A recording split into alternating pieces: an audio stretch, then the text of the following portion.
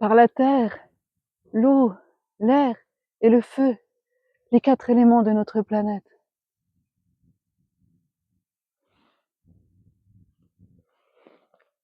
La terre, l'eau, l'air, le feu. Ils veulent rien chiquer. Eh oh, eh oh, eh oh. Non, non, rien. Dites donc, il faut croire que la télé nous a beaucoup menti dans les années 90. Moi qui pensais me faire un bon petit Genki Dama, histoire de me remettre un peu d'énergie dans mes vieilles articulations de daronne, j'en suis pour mes frais. Enfin, tiens, fun fact, vous saviez que le Genki Dama, dans mon jeune temps, ça s'appelait l'insurpassable technique de Kaio. Enfin, je vous parle d'un temps que les moins de 30 ans ne peuvent pas connaître. Vous avez tous deviné de quoi je vais vous parler aujourd'hui. Allez, suivez-moi. Dragon Ball, la quête finale des 7 boules de cristal venues des étoiles. Dragon Ball pour un idéal, combat glacial du bien contre le mal. Bonjour, bienvenue dans cette nouvelle vidéo sans script et sans filtre que j'ai ouverte avec ce magnifique générique que toutes les personnes nées dans les années 80 ou à la fin des années 70 auront évidemment reconnu. Ce générique, nous l'avons entendu pour la première fois le 1er mars 1988 pour la première diffusion en France du dessin animé de Dragon Ball. Et moi, je m'en souviens très bien. J'ai été absolument enchantée et hypnotisée par ce dessin animé. Je me suis dit que j'aimerais ça toute ma vie. Et on peut dire que j'étais quelqu'un de très clairvoyant parce que 38 ans après, c'est toujours vrai. J'aime toujours Dragon Ball et je relis le manga avec toujours autant de plaisir. Alors, pourquoi est-ce que j'ai décidé de vous en parler aujourd'hui? Parce qu'aujourd'hui, nous sommes le 26 février 2026 et c'est l'anniversaire, le 40e anniversaire de la première diffusion de l'animé, non pas en France, mais au Japon. D'ailleurs, fun fact, fun fact, comme si je pouvais pas parler français, bref, fait intéressant, la France a quand même été un des premiers pays occidentaux à diffuser ce dessin animé. C'est un des pays où il a eu le plus rapidement du succès. Dans notre fameux Club Dorothée qui nous manque tant, à nous qui sommes des vieux darons et des vieilles daronnes. Donc, aujourd'hui, je vais vous parler de Dragon Ball, mais le Dragon Ball du début. Je vais vous montrer. Ce Dragon Ball-ci, et parce que de mon temps, on n'avait qu'un seul Dragon Ball, et on n'en est pas mort. Et puis, de mon temps, les personnages, ils changeaient pas de couleur de cheveux toutes les 5 minutes. Hein? Il y en avait qu'un seul qui changeait de couleur de cheveux. Lequel? Allez, si vous vous en souvenez, dites-le moi dans les commentaires. Allez, trêve de plaisanterie, j'avais juste envie de dire une fois de mon temps et on n'en est pas mort. C'est absolument formidable comme sens. Non, ne faites pas ça chez vous. Donc aujourd'hui, je vais vous parler un petit peu de cette œuvre-là. Alors évidemment, beaucoup de choses ont déjà été dites, écrites sur Dragon Ball. Je vais vraiment me cantonner au début et à la jeunesse de Dragon Ball, en fait, pour vous apporter quelques faits que certains d'entre vous connaissent, mais d'autres ignorent peut-être. Donc c'est l'occasion de discuter un peu d'un aspect, disons, qui est un petit peu moins commenté que les combats, les transformations, les fusions, si Vegeta est un meilleur père que Goku et autres considérations philosophiques de même acabit. Donc, Dragon Ball, comme vous le savez tous certainement, c'est l'œuvre de monsieur Akira Toriyama, qui malheureusement nous a quittés il y a 2 ans, le 1er mars 2024. Donc, monsieur Toriyama, qui était né en 1955, dans le sud de l'île principale du Japon, le Honshu. Pour une fois, j'ai pris un papier, vous allez voir pourquoi, mais ce n'est pas un script, rassurez-vous. Donc, il était né dans la préfecture d'Aichi. Il avait commencé à travailler dans le Weekly Shonen Jump, donc je pense que tous les fans de manga ont déjà entendu parler du Shonen Jump. Hein. Et sa première série à succès a été Dr. Slump. Donc je pense que vous connaissez aussi Dr. Slump, avec le fameux professeur Slump, tu es un farceur, génie au grand cœur, avec le fameux robot qui ne s'appelait pas Aral, mais Arale. Un fait curieux, c'est que normalement, Goku avait été créé pour être un simple personnage secondaire de Dr Slump, mais finalement il n'en a pas été ainsi et la série a eu plus de, comment dire, a connu plus de développement. D'ailleurs, les gens qui ont plus de 35 ans se souviennent certainement qu'il y a eu des apparitions de Goku dans Dr Slump et des apparitions d'Arale dans Dragon Ball. Je parle de l'animé ici et pas des mangas. Alors, mais tout ça, voilà, ce sont... qu'est-ce que je peux vous dire sur Dragon Ball? Quelques petits faits. C'est un des mangas les plus vendus au monde. Il a plus de 260 millions d'exemplaires ont été vendus. Un des mangas qui a eu le plus de... Alors, évidemment, hein, moi je vous parle vraiment du manga classique dessiné par Toriyama qui a donc duré de 1984 à 1995. Après, il y a eu bien sûr Dragon Ball GT, Dragon Ball Super, les films, les figurines. Bon, il n'est pas autant décliné que Hello Kitty quand même, mais c'est peut-être pas loin. Alors, mais moi, ce dont je voulais vous parler, en fait, c'est de la genèse de Dragon Ball, et ça, peut-être que vous ne connaissez pas. Parce que au départ, Dragon Ball, c'est une grosse blague qui, en fait, est une parodie d'un roman chinois classique du XVIe siècle qui s'intitule, en français, La pérégrination vers l'Ouest ou Le voyage en Occident. C'est pour ça que j'ai besoin d'un papier, parce que là, en fait, j'ai les noms, j'ai un peu de mal à retenir les noms des personnages. Alors, pour ceux qui ne le savent pas, le chinois, pour lire le chinois, évidemment, le chinois est écrit avec des idéogrammes qu'on connaît en japonais sous le terme de kanji, mais pour que nous, occidentaux, puissions le lire, il y a des transcriptions. La transcription la plus classique s'appelle le pinyin, mais en fait, le pinyin, ça a été conçu par des anglo-saxons et honnêtement, ce n'est pas si facile que ça à lire. Et moi, j'ai besoin d'avoir j'ai besoin d'avoir des papiers parce que je n'arrive pas à me souvenir des noms. Je suis vraiment désolée. Donc, pour une fois, vous me verrez avec un papier. Voilà, désolée. Donc, cette pérégrination vers l'ouest, qui s'appelait donc Shiuji, en chinois, qu'on connaît en japonais sous le titre de Sayuki.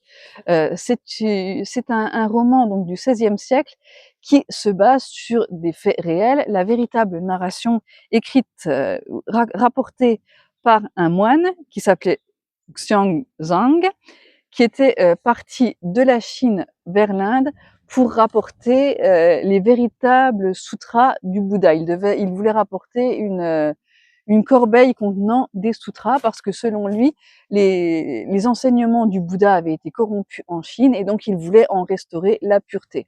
Donc au départ, c'est une histoire qui est tout à fait racontée d'une façon très simple, mais c'est un érudit chinois donc qui s'appelle Wu Chengeng s'est inspiré du récit de ce moine et en a fait un roman de 2000 pages en chinois, qui est déjà un roman parodique et avec une énorme composante humoristique. La pérégrination vers l'Ouest est aussi connue dans l'ère asiatique que ne l'est l'Odyssée d'Homère dans la civilisation européenne. Et d'ailleurs, vous voyez, nous connaissons, beaucoup de personnes de notre génération connaissent l'Odyssée parce que la première chose qu'ils ont vue, c'était Ulysse 31. Et là, c'est un peu la même chose. En fait, les enfants chinois ou coréens ou japonais connaissent déjà les produits dérivés avant de connaître le produit de base. Donc, de quoi est-ce qu'il s'agit dans cette pérégrination vers l'Ouest? Donc, nous avons notre moine, donc Xuanzang, qui veut donc retrouver les sutras, les véritables sutras du Bouddha. Et au départ, on s'intéresse aux aventures d'un singe. Tiens donc ce singe s'appelle Sun Wukong. C'est le roi singe il se nomme lui-même le grand sage égal du ciel. Il est très fort, il est réputé être né d'un œuf de pierre. Et comme il est très fort et très infatué de sa personne, il monte au paradis où il fait un dawa d'enfer. Donc il va aller voler des pêches qui donnent l'immortalité, il va mettre un vrai cirque là-dedans, et pour le punir, les immortels l'enferment sous une montagne. Voilà, comme ça c'est fait. Il reste 500 ans sous cette montagne, et au bout de 500 ans, le Bouddha lui-même vient le délivrer, avec, comment dire, il le délivre à condition que donc notre Sun Wukong accepte d'accompagner notre moine, donc Sanzang, dans son pèlerinage. Donc il accepte. Dès le départ, notre Sun Wukong a déjà comme attribut, c'est un singe, et il a déjà comme attribut le bâton magique et le nuage volant. Il se déplace sur un nuage volant. D'ailleurs, ça c'est quelque chose d'assez classique dans la littérature chinoise. On voit souvent des ermites qui volent sur des nuages. Ma foi, j'ai envie de dire pourquoi pas, finalement. Ils sont rejoints assez rapidement dans leur quête par d'autres personnages à la base maléfiques qui sont des repentis et qui vont aider le moine. Donc le moine, lui, c'est quelqu'un de très pur et de très naïf, et donc le voilà flanqué de notre Sun Wukong.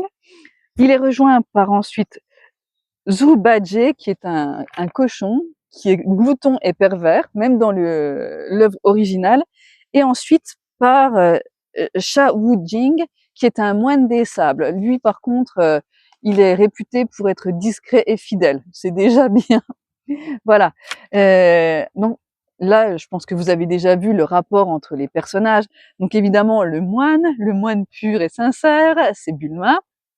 Sun Wukong, évidemment, c'est notre cher Goku. Zhu Bajie, donc le cochon d'ailleurs qui se transforme légèrement dans l'œuvre, mais c'est seulement son groin qui se transforme en trompe. Donc c'est notre fameux Oolong, hein. Et enfin, Shao-Jing, le moine des sables, vous aurez reconnu notre inénarrable Yamcha. Pauvre Yamcha, il a vraiment pas de chance quand même dans Dragon Ball. Alors, j'essaye d'arranger un peu parce que la luminosité change là. Je suis dans une autre forêt qu'hier, voilà. Je suis un petit peu dans une autre forêt, là je vous ferai un petit plan tout à l'heure quand j'aurai fini. Donc en fait, nos personnages, ils partent pour l'Inde, et ils vont affronter sur leur chemin, et 81 épreuves, donc ils vont devoir se battre contre des démons, remporter des combats, etc. Une des épreuves, c'est un combat avec Gyumao, donc un démon taureau, qui est le père de la princesse à l'éventail de fer. Donc en fait ça, si vous avez lu donc c'est les deux premiers tomes, ces deux premiers tomes qui sont vraiment une parodie du Sayuki. Là, ben voilà, on retrouve ça, hein. Ils partent. Donc les Dragon Ball sont les sutras. Nous avons donc Bulma avec Oolong, Goku et plus tard Yamcha. Et ils vont effectivement affronter Gyumao, qui est donc le père de Chi-Chi, la future épouse de Goku. Voilà, donc c'est elle la princesse à l'éventail de fer. Donc dans le manga, si vous ne vous en souvenez plus, je vais vous montrer. Hop. Si vous ne vous en souvenez plus, elle se promène comme ça avec son casque, dont elle arrache le haut comme ça, et elle s'en sert pour l'envoyer dans des gens. Donc là, elle va l'envoyer dans notre chère tortue géniale. Et comme en fait il se le prend en pleine tronche comme ça, là, voilà, hop.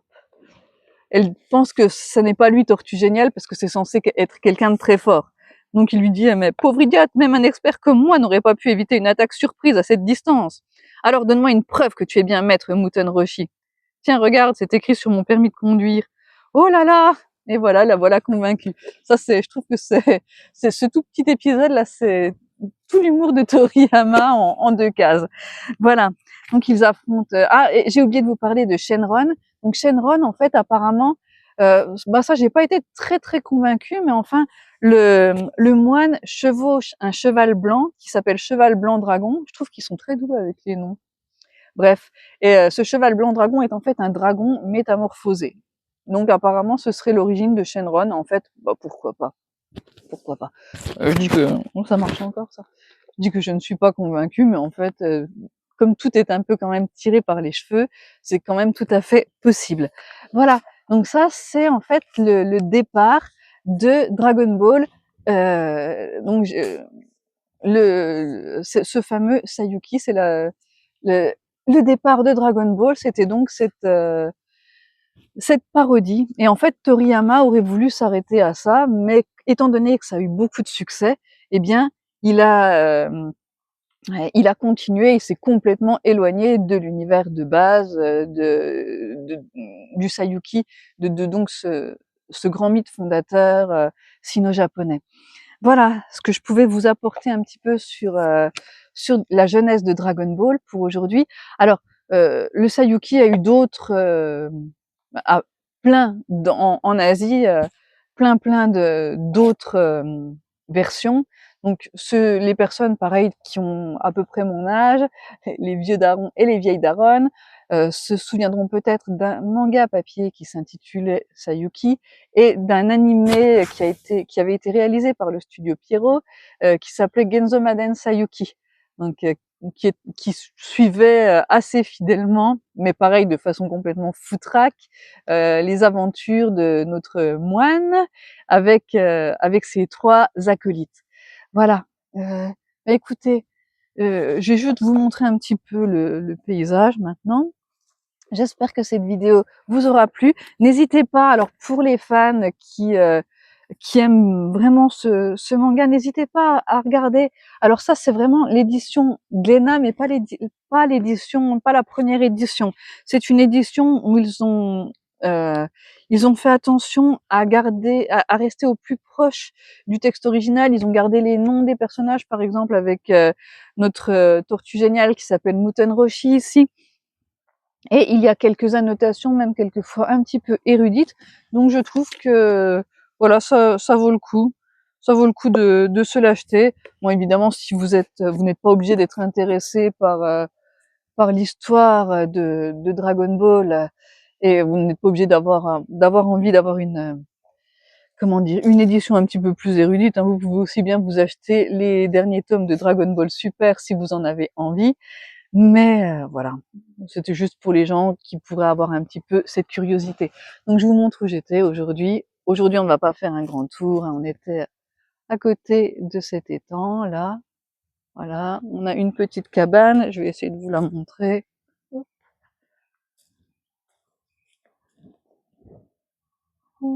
J'arrive pas parce que c'est très difficile en se filmant tout seul.